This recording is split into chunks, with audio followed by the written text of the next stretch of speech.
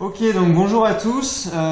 Pour ceux qui viennent juste d'arriver, donc je suis Jérémy Pascal et j'ai travaillé donc en collaboration avec Suzanne Krumdick sur cet atelier de Transition Engineering. Du coup, donc on a été un peu appelé à développer cet atelier pour participer un peu sur le projet GREAT. Donc ce projet, il a de great ambition, n'est-ce pas? Et un peu le souci dans ces grands projets à développer avec de belles ambitions, c'est un peu comment on va atteindre les ambitions qu'on s'est fixées avec donc des projets qui sont très complexes. Et donc en anglais on a ce terme de wicked qui est donc un projet qui est en fait tellement complexe qu'il n'a pas de solution. Et donc c'est un peu là-dessus que le projet GREAT il s'attaque à des choses un peu comme ça. Et donc c'est pour ça qu'aujourd'hui on a travaillé sur la méthode de Transition Engineering, donc qui est un domaine d'ingénierie émergent, donc que surtout Suzanne Krumdick a développé pendant une dizaine d'années avec différents projets et des doctorants qui travaillent aussi sur le sujet pour l'aider. Et donc aujourd'hui, ce qu'on a fait dans la matinée, c'était un peu voir la méthode rapidement expliquée. Et ensuite, donc, Suzanne et moi-même, nous avons travaillé au préalable de cet atelier pour mettre en place, enfin, appliquer la méthode à la ville de Grenoble. Et du coup, en fin de matinée, Suzanne a présenté les résultats que nous avons trouvés.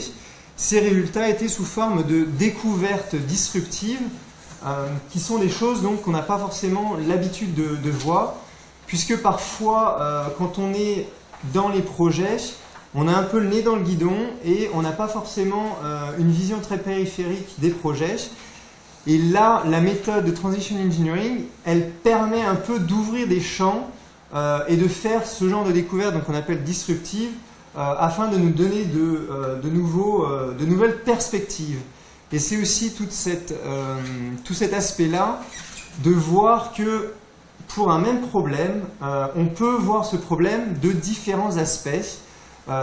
Et donc cette méthode, elle essaie de justement voir les problèmes de 2-3 aspects différents et de garder en tête ces différents aspects pour amener donc des solutions assez créatives.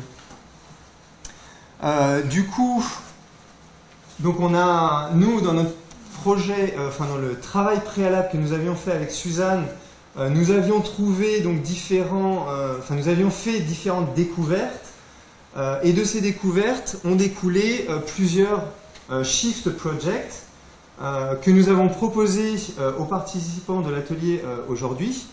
Et donc 3 ont été sélectionnés et on a travaillé, 3 équipes ont donc travaillé chacun sur un thème différent. Nous avons donc eu le thème de comment on accède à une école différemment, donc surtout avec le mode piéton et cyclable. Donc vraiment de passer de cet aspect de comment on y accède avec la voiture, souvent qui est le cas actuel, à comment rendre cette école accessible par les élèves eux-mêmes. Je laisserai les groupes développer plus leur projet, donc juste après cette introduction. Le deuxième projet était un outil permettant de trouver un peu sa place dans la ville. En anglais, le premier projet qu'on avait développé avec Suzanne, on l'avait appelé Place Finder. Donc vraiment trouver sa place. Donc pareil, je laisserai à l'équipe de ce projet réexpliquer un peu le développement qu'elle a trouvé. Et enfin, le dernier projet qui avait été choisi pour aujourd'hui, c'était un projet qui en anglais s'appelait From the Ground Up, qui en fait était un projet où nous avions vu que dans Grenoble du futur, puisque donc la méthode implique en fait de se projeter 100 ans dans le futur et de voir comment les personnes vivent dans ce futur. Et donc une chose que nous avions vue, c'était que on passe, enfin les activités de la vie quotidienne sont beaucoup plus accessibles que maintenant. Et pour permettre ça, la ville a évolué avec donc différents centres urbains qui se sont développés autour de Grenoble pour permettre justement une réorganisation vraiment du tissu urbain. Et donc un des projets qui a été développé aujourd'hui, c'était comment on reconstruit aujourd'hui, comment on redéveloppe des centres urbains plus proches de la ville, enfin d'une petite ville, si on peut dire. Voilà, je pense que j'ai fait le tour.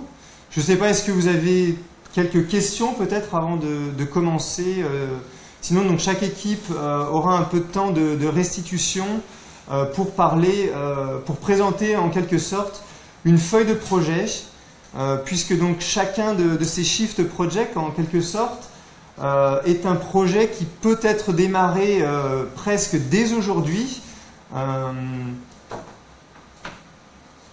Donc je ne sais pas, y a-t-il des questions déjà, si vous voulez en savoir un peu plus sur la méthode ou est-ce que c'est plus ou moins clair?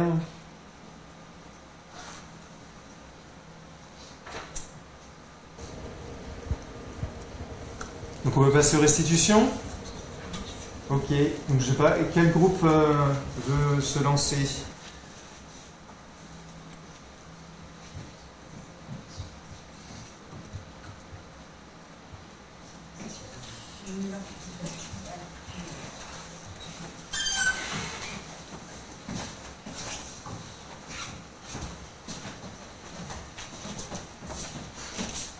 Je vous laisse la parole.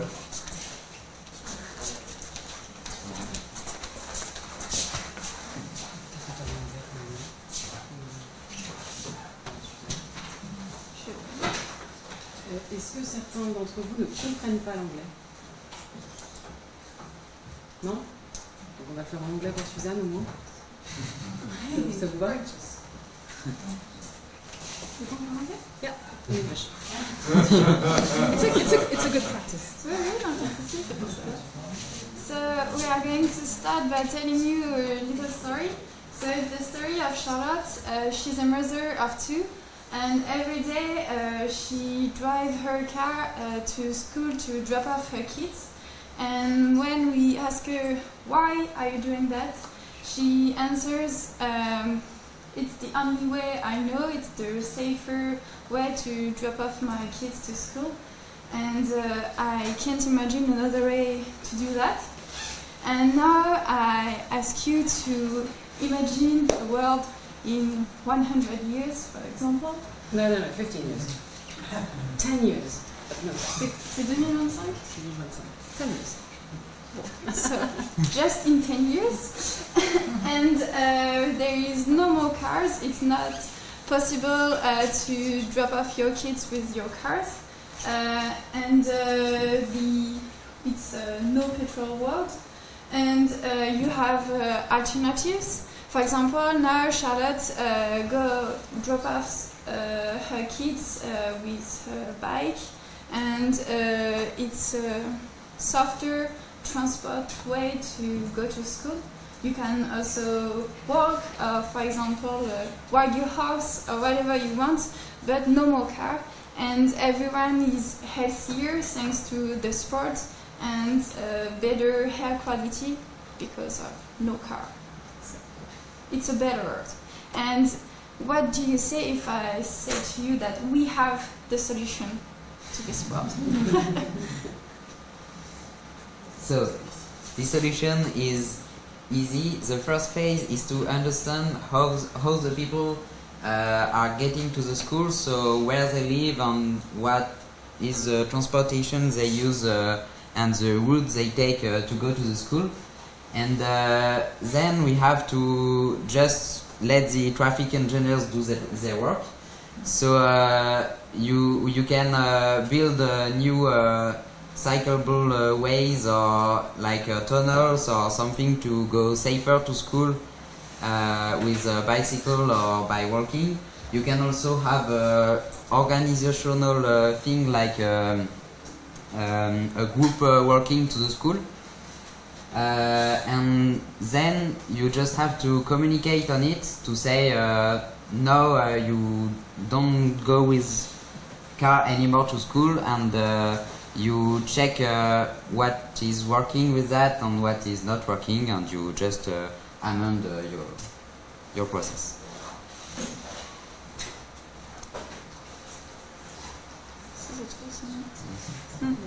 So it brings a lot of benefits. So you're doing sports and you're breathing air with higher quality. You have a higher security for your kids because you have no cars, and that's it. Oh, and you reduce congestion. And you reduce congestion. So we actually worked on a use case. To be honest, both of the use cases we had in mind were all in the Pays Rouennais because they live Moiran and I live Couvlevis. Very sorry about that. But since they are actually in the mobility working group in Great, we thought it was a good idea anyway. And the problems are the same, I'm sure, in every city. This is my hometown, and I've got 2 kids, like Charlotte. So what is happening here is that it's a small suburb town with 5,000 inhabitants, but it's extremely fast growing because of constraints given by the préfet.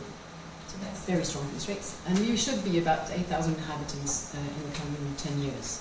So that's a booming city. Okay. This is the flat area of Couvlevis.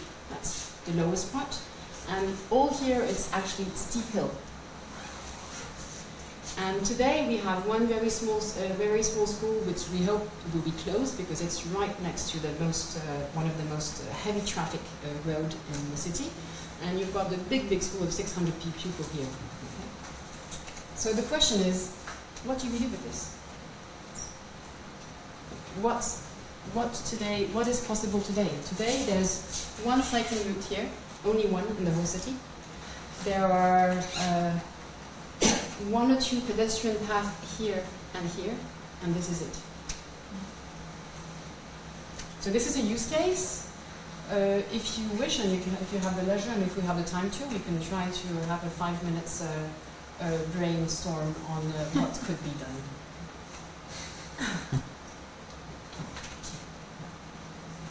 Any questions?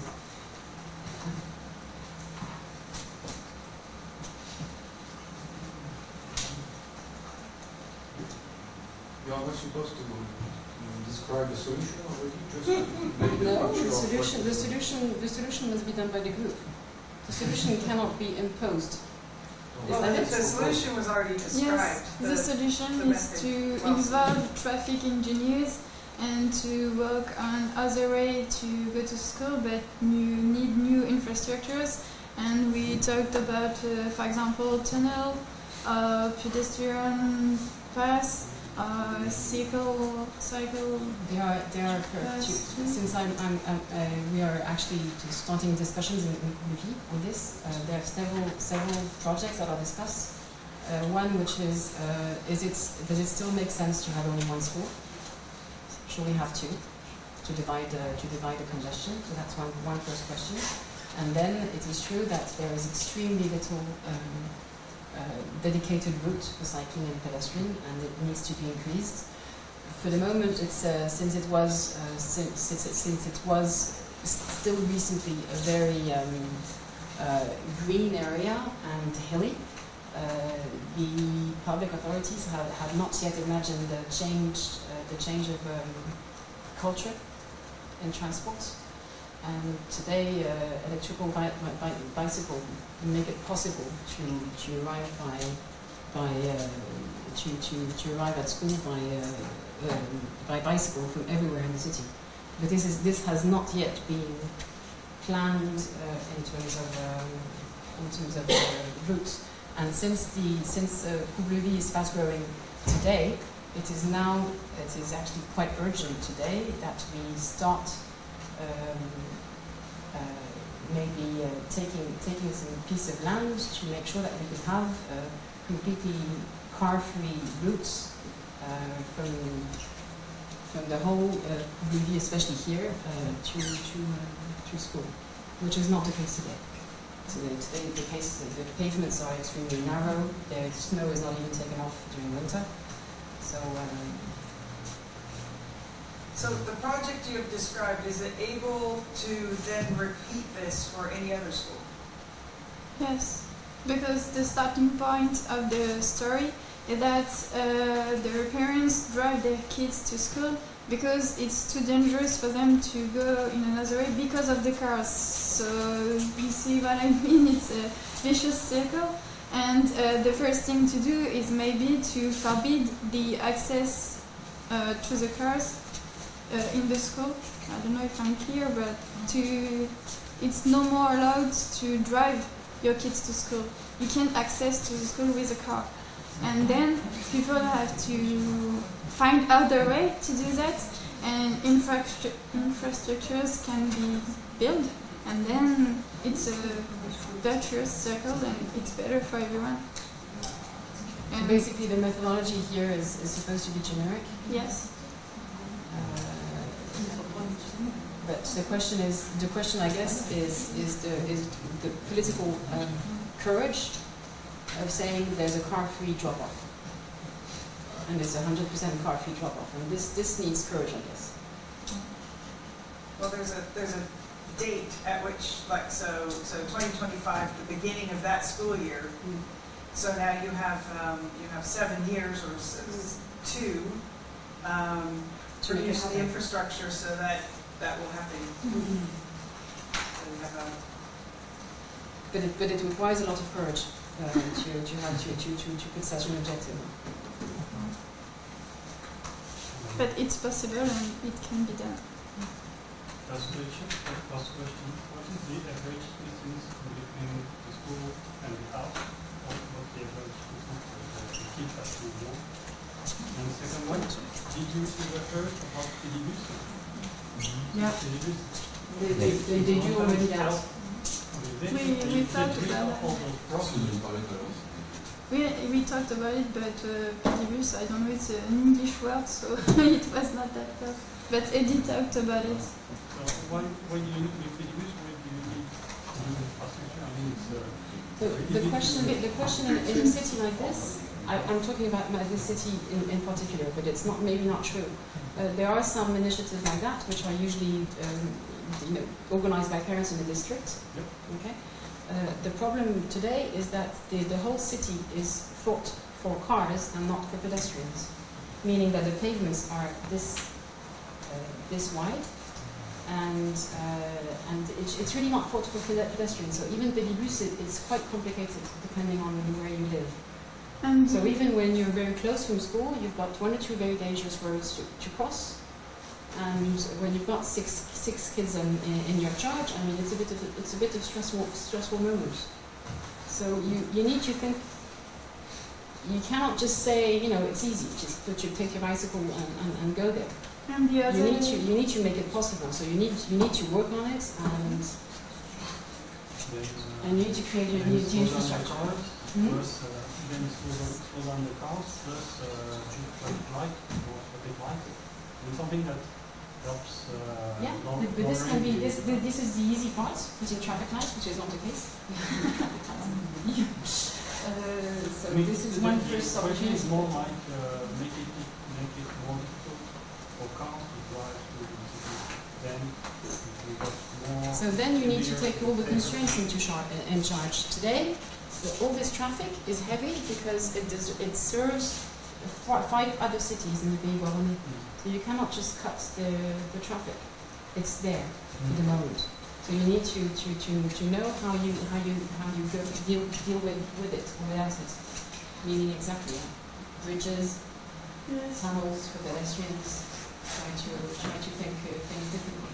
And he asked about distance. We're talking a kilometer. It's Basically, walkable and cyclable. Basically, this I would say there's 2 kilometers maximum around school, so it's quite close. Well, about changing the map for school? I mean, if the school name, you can say that people from one side of the road to do one school, from one side of the road to do another school, and then you don't have to cross the road. Yeah, the thing is that this one is already, there's no extension possible. So this one will just disappear because it's too small and there's no extension possible. So they're probably, maybe somewhere here. Because this is a place which is getting denser and denser right now. But yes, this is among the possibilities. To have two schools.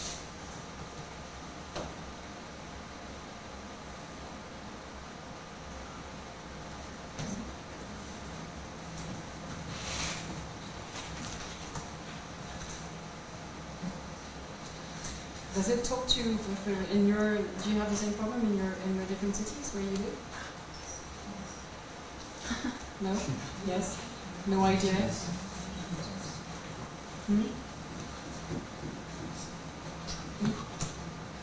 This is even further. This is really not in the metropolitan area. So is it clear what the project is to the people listening? The project is to set up the group to say, we're doing this project. So it's not that complicated.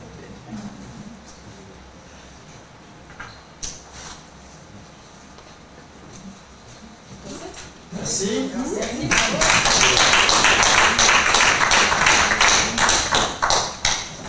Du coup, avant le groupe suivant aussi, il est totalement oublié. Après, donc on ait fini les deux présentations suivantes, il y aura un petit apéro. Donc vous pouvez rester pour avoir des rafraîchissements et on peut discuter s'il y a des questions avec Suzanne ou les participants. C'est au même endroit que le lunch ce midi. Ouais, à l'Agora, donc qui est juste en dessous, près du gros amphithéâtre. Oh, I guess actually this last one, in thinking about putting forward a project, you want to say what happens after this project is successful. Yes? And so a project like this that carves out the car-free zone for the children of this village or this town, it creates a whole new thing that people haven't seen before. The fact that these children have all the ways they need. It has been figured out how you get across a busy street with children. What infrastructure is that? The pathways that are wide enough to walk with a group of children. What is that? And that then is created, and the next school is much easier to do.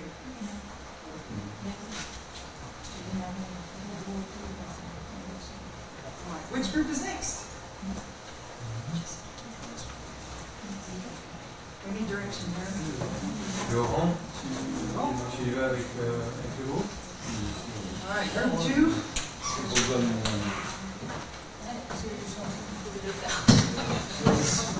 Place for another group.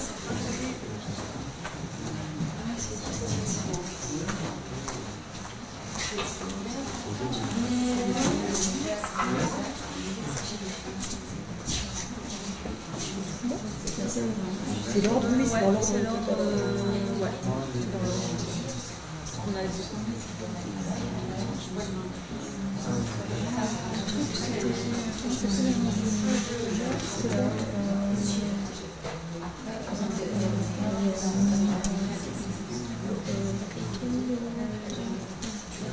Je me rappelle plus le nom du projet initial. Oui, Placefinder.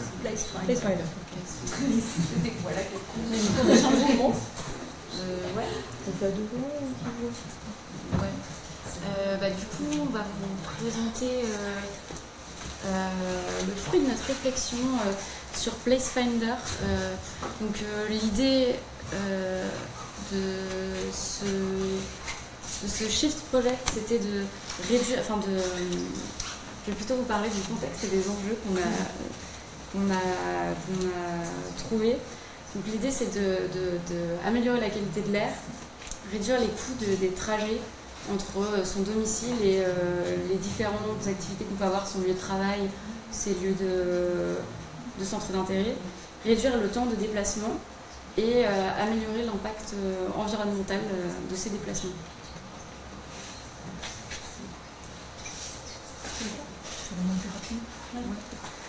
Just for Susan, just the context and the objectives is to improve air quality, reduce the cost for everyone, and reduce the time spent in traffic jam, and also to think of your impact on the planet. Environmental. Yeah.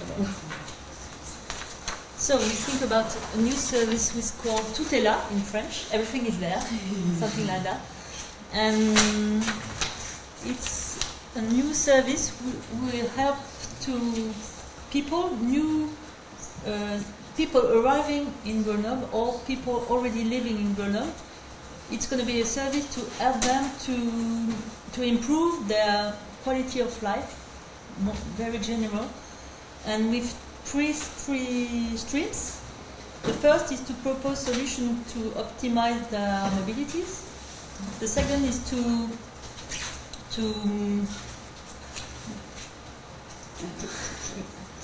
leverage on the accessibility of the service offers, the different interest points you've got in your everyday lives. And the third point is to make them be conscious about their environmental impact, their own impact when they take their car, when they have some different spaces. Okay. So our system is for everyone, but you can have either some individuals and families, because in family there are different times in your life, and you have different needs. For those who would arrive in Grenoble, this system could be interesting as well for companies and for communities. This is who it is made for.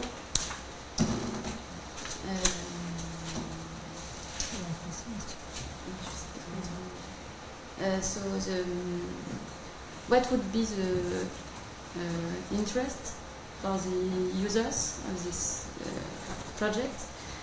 First, it would be a better knowledge of the services you can have around you. And so you can, if you know that there is this service just here, you can go here instead of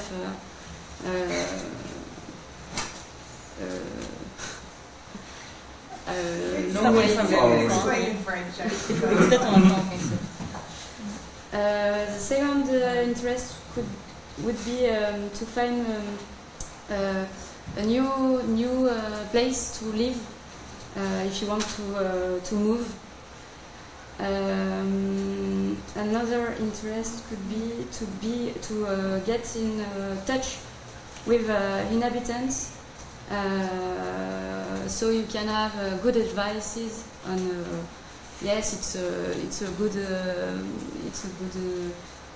would be good to live here because you will find those things and so on. And so you can, if you can get in touch with other inhabitants, you can have personalized advices, and it would be humanized. We didn't want to talk about only technology and user interface and something with non-human. We think it's a very interesting stuff to work with humans. We're going to be linked together to share their experience with the mobility, traffic jam, and good mobility advices and good addresses. And yeah, that's the point.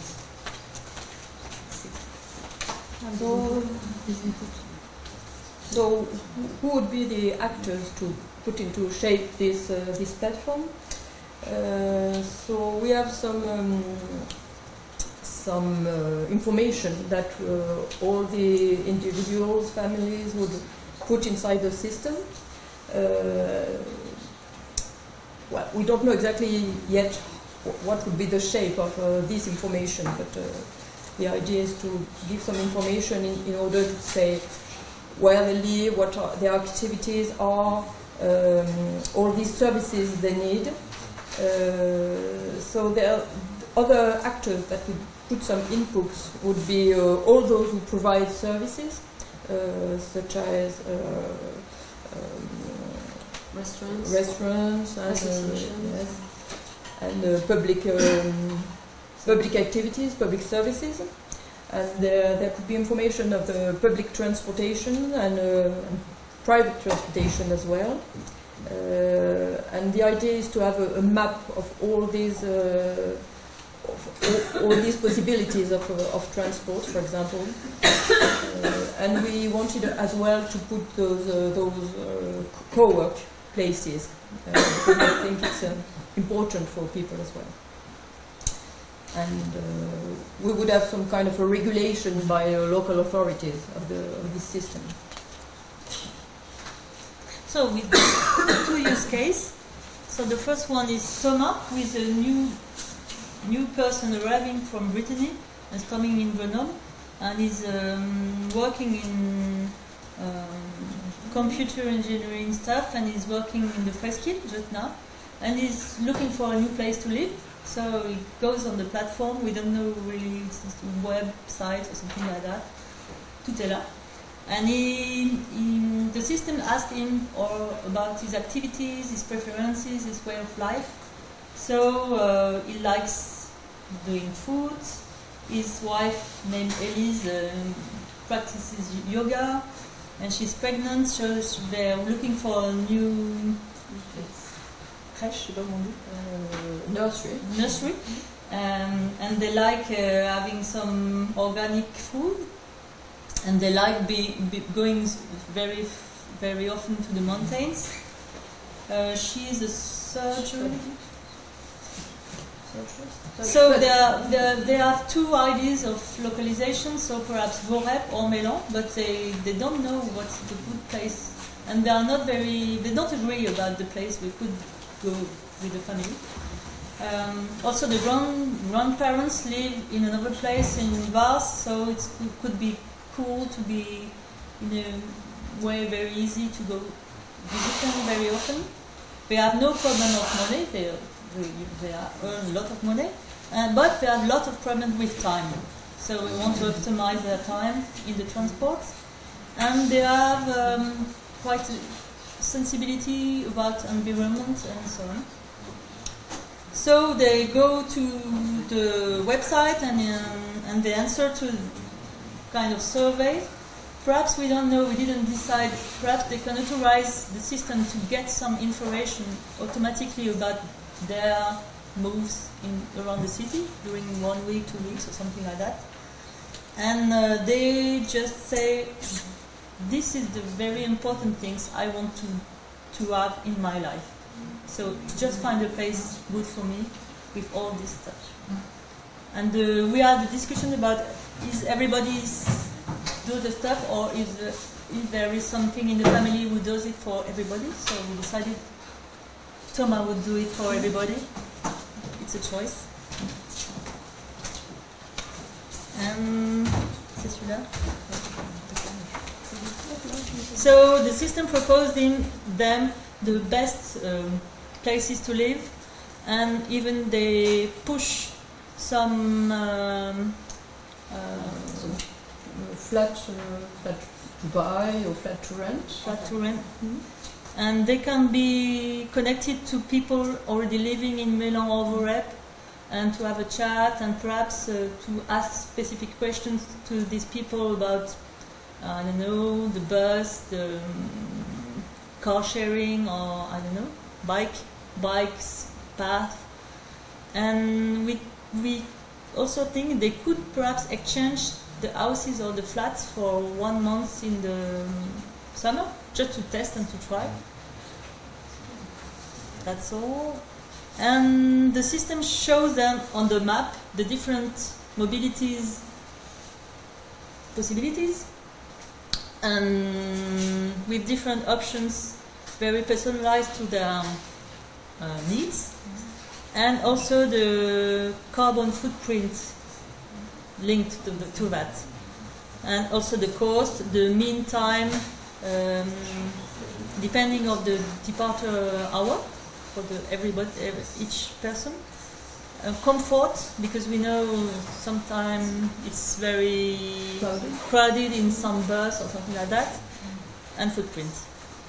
And we thought of some testimonies in order to have people who would explain how they change their way of life thanks to this system, their way of mobility.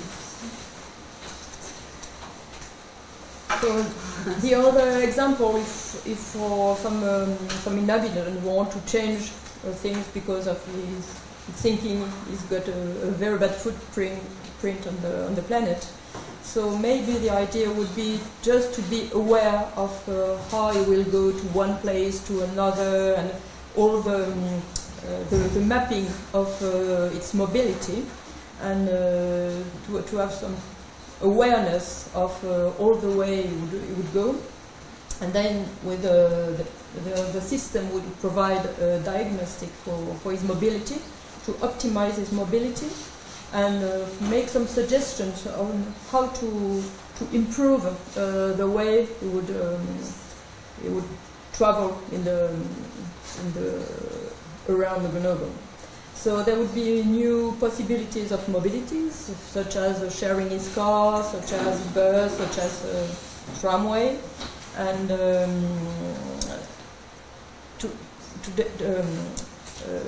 and make some proposal of some different places to have some services he needs, which he doesn't know when he asks for this information. And we thought as well something which is very important to us, some human advice, not only the machine that would give some advice, but human advice and experiences. Yes. So that's all of this that we get.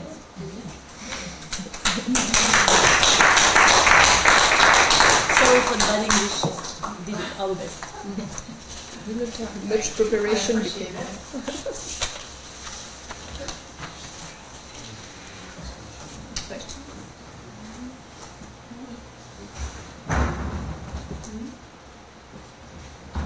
So this kind of system, is it a thing you think that somebody could develop? Would it need a team to think through how to do it, gather the data? There would be a lot of data involved.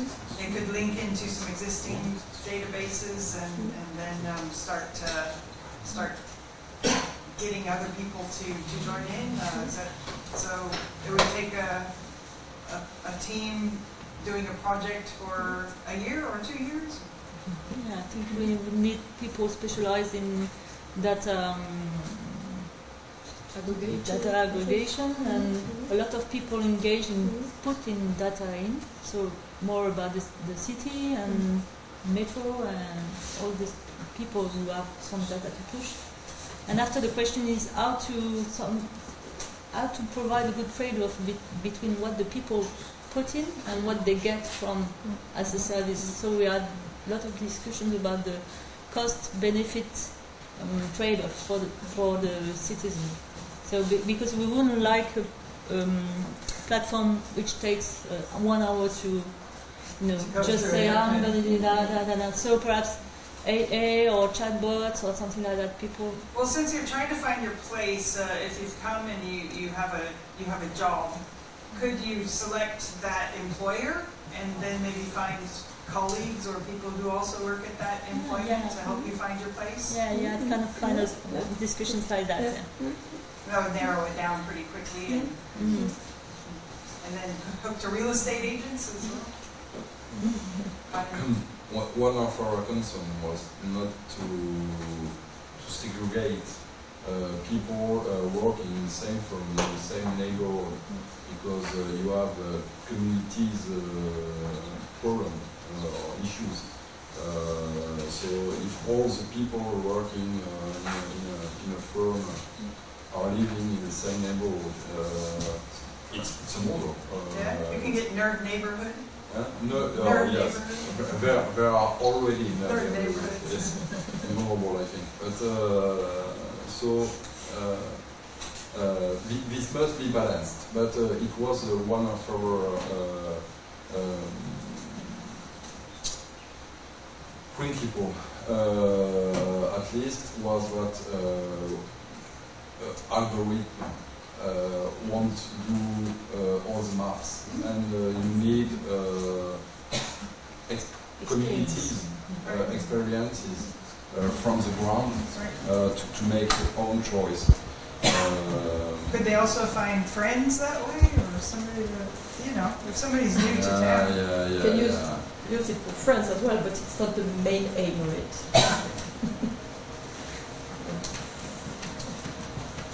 All right. I just can make a comment. I found this project very well connected with a great project, because for two reasons. The first one is because you talked a lot about the share economy, to share flat, to share information and so on.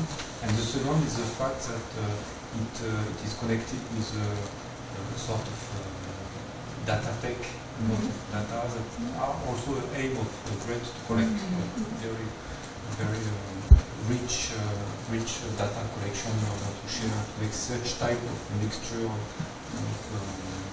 combination in order to provide new services. It's exactly what you are describing now. I don't know if it is also aim of this day to try to investigate more. Yes, of course. It's really fitting with the spirit of the greatest one. So, this is for your good.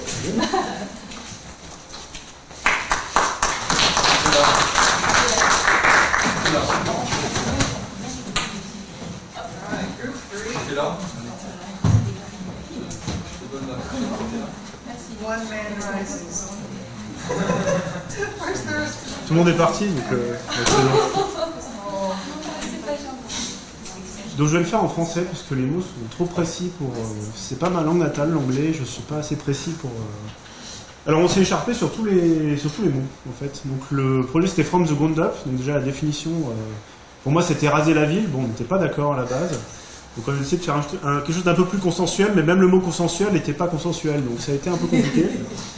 Donc l'idée du titre, c'est de redévelopper les centres urbains pour rapprocher habitat, travail, service. Alors, l'existant, c'est de se dire que l'apparition de la voiture et de l'énergie gratuite a fait que l'urbanisation s'est étalée de manière disproportionnée, que les fonctions des quartiers sont devenues un petit peu random, c'est-à-dire qu'on a eu des quartiers d'habitation, des quartiers de consommation, des zones de travail, et au niveau énergétique, c'est absolument pas optimal.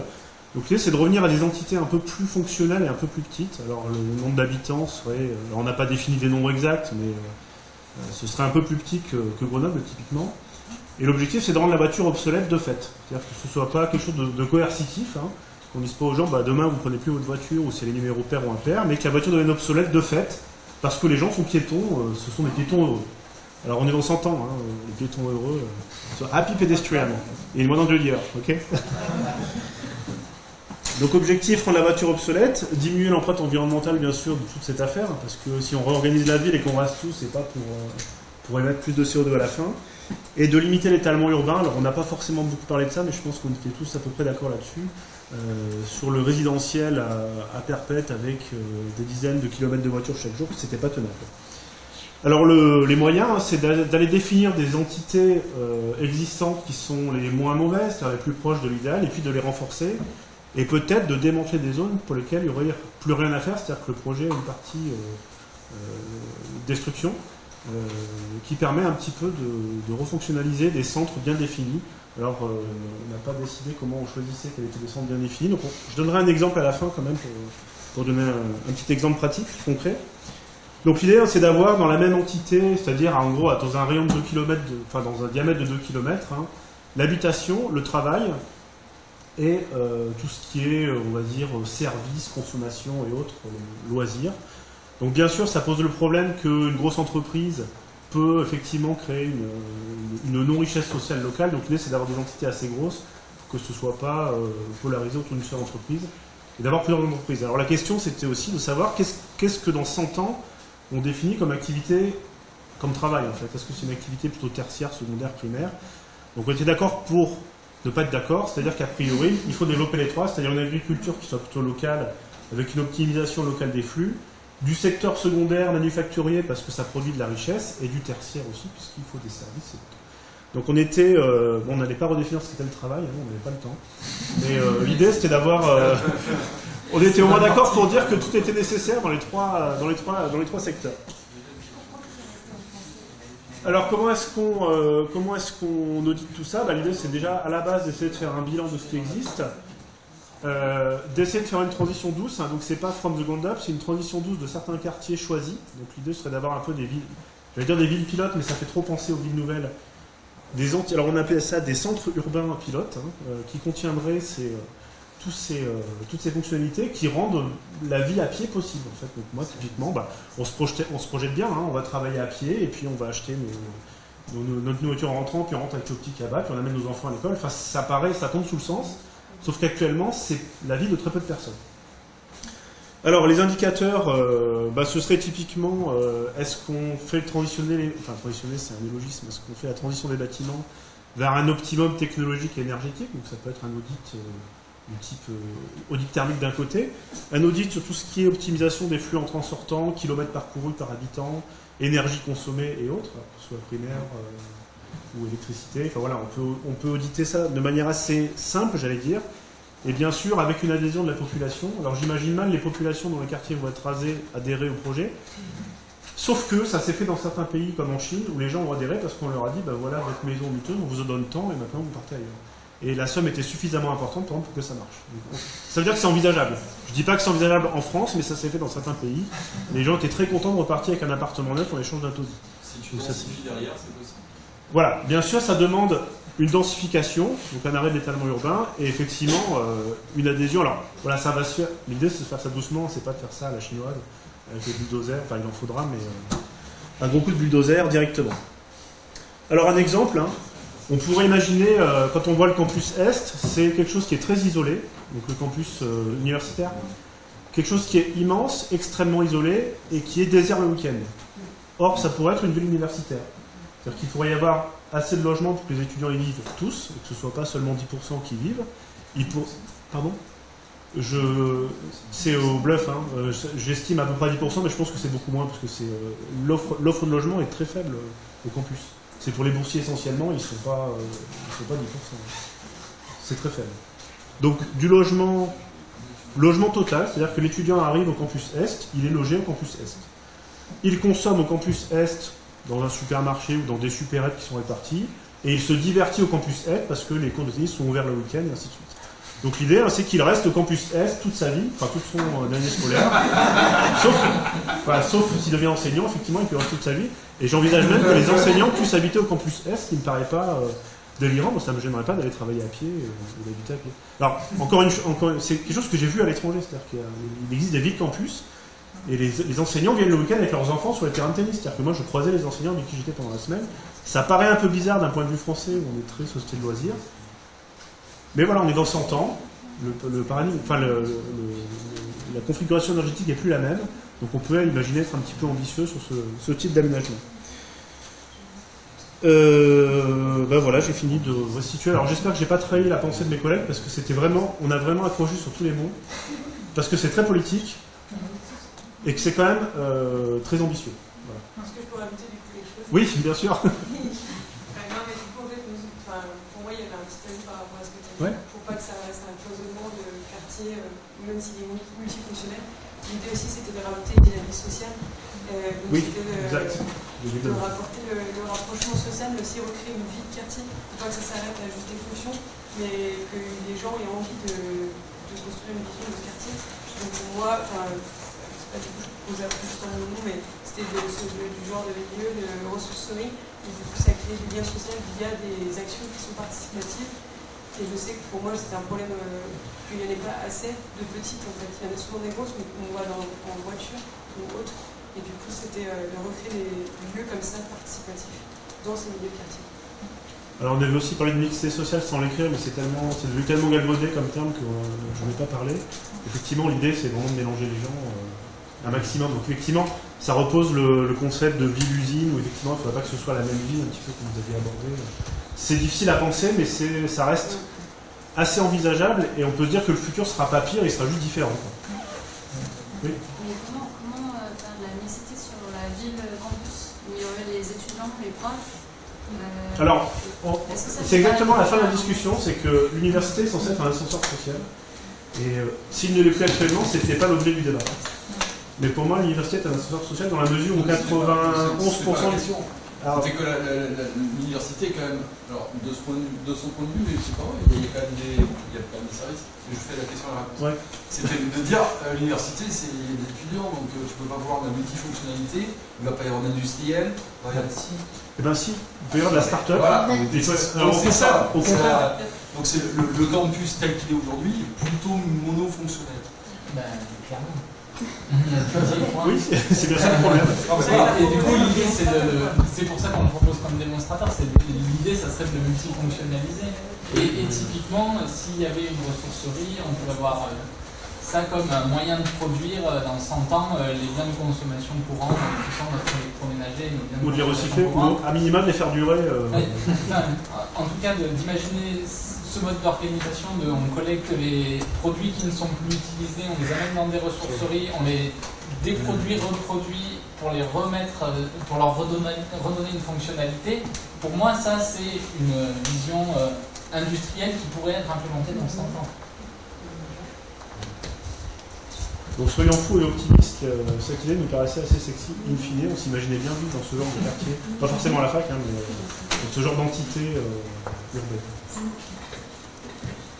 Et du coup là, donc si on disait que demain on lance le projet, de ce que tu as dit, c'est que du coup il faudrait faire une première analyse, un peu de trouver justement ces villes pilotes, avec peut-être potentiellement le choix de l'université. Un exemple, le polygone aurait été un super lieu pilote s'il n'y avait pas eu que de l'habitat et du travail. Et donc clairement des lieux de loisirs, de consommation et autres.